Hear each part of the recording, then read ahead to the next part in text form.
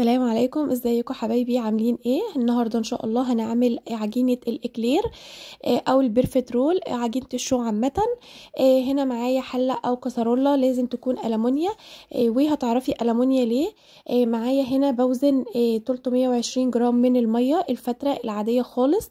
هحط عليها زيت. الزيت يكون معايا هنا نضيف، نوعيته كويسه، ما يكونش ليه ريحه، علشان خاطر الاكلير او البرفترول بيبقى العجينه بتاعته حساسه قوي، فلازم الزيت يكون نوعيته كويسه. حطيت هنا 80 جرام من الزيت. انا هنا عايزه 140 جرام من المواد الدهنيه، وحطيت 60 جرام من الزبده.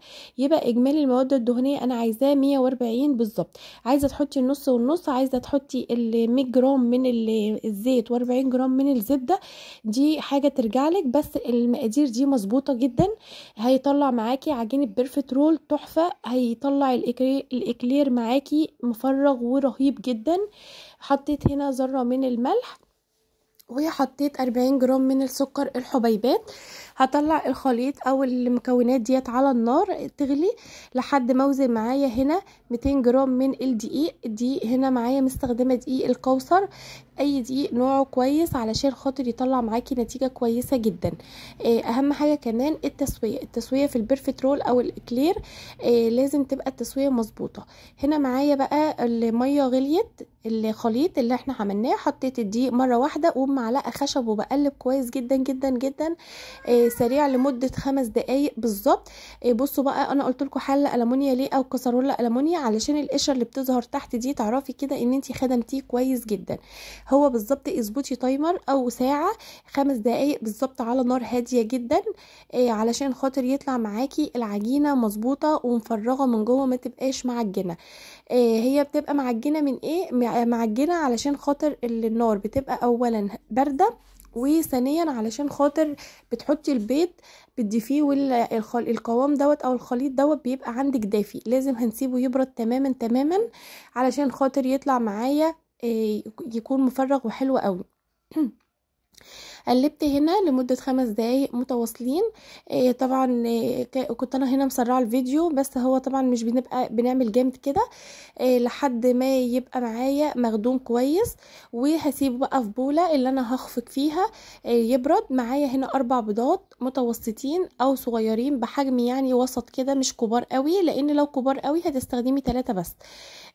انا مش عايزه اقولك يعني الزمك بال4 بيضات، هو معاكي من 3 ل4 بيضات، بس هو كل مره بياخد معايا ال4 بيضات عليهم فانيليا.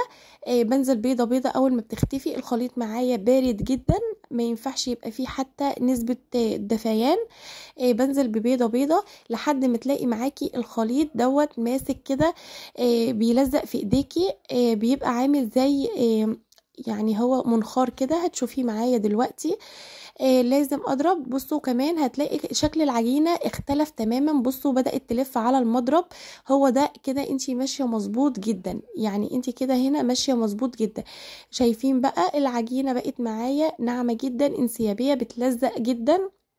هجيب بقى التيب دوت بتاع بلح الشام. هنا بيبقى مش عارفه، بيبقى 9 باين. وهنا بحطه في كيس حلواني بالشكل دوت، وبجيب صينيه ألمونيا او صاج ألمونيا، وحطيت فيه هنا ورق زبده. حابه تدهيني زيت وتحطي عليه، بس هو افضل حاجه صراحه ورقه الزبده، ما بتخلوش يلزق وبيطلع معايا في منتهى السهوله، وكمان مش بنهدر في زيت ولا ان هو مثلا يتزحلق معاكي او كده، بيبقى كده حلو جدا جدا.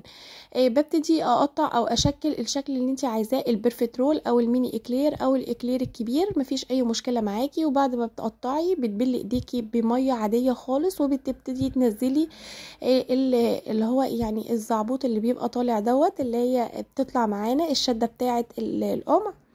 بتدخليه، بيبقى الفرن سخن جدا، بتدخليه على درجة حرارة عالية، وبعدين تخليها اول ما تدخلي السجون تخليها على درجة حرارة اللي انت بتسوي عليها السبونش الكيك يعني 180 درجة. بصوا بيطلع معايا اللهم بارك مفرغ تحفة. بصوا ريحته وطعمه وقوامه بيبقى رهيب رهيب رهيب.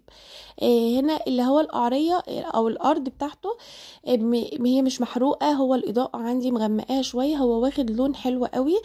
طبعا هو لاني انا بدخله على درجة حرارة عالية، فهو بيطلع معايا بالشكل ده. اهم حاجة ان هو يطلع مفرغ بالشكل دوت، وبيبقى واخد طبقة كريسبي من بره كده، بيبقى رهيب جدا.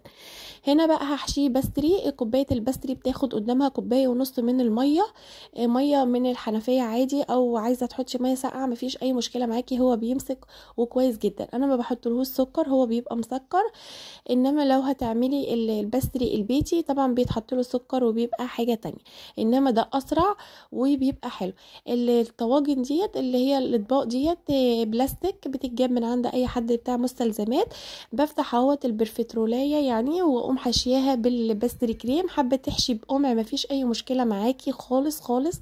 هنا انا بوريكي الحاجه اللي هي السهله باقل امكانيات ممكن تعمليها، مش لازم تلزمي نفسك بقمع او بتيب معين او بالكلام ده كله. هنفتح فتحه بسيطه كده وهو مفرغ ما شاء الله، وبياخد بقى حشو كده، وبيبقى من بره في قرمشه بسيطه، ومن جوه طري وحلو قوي.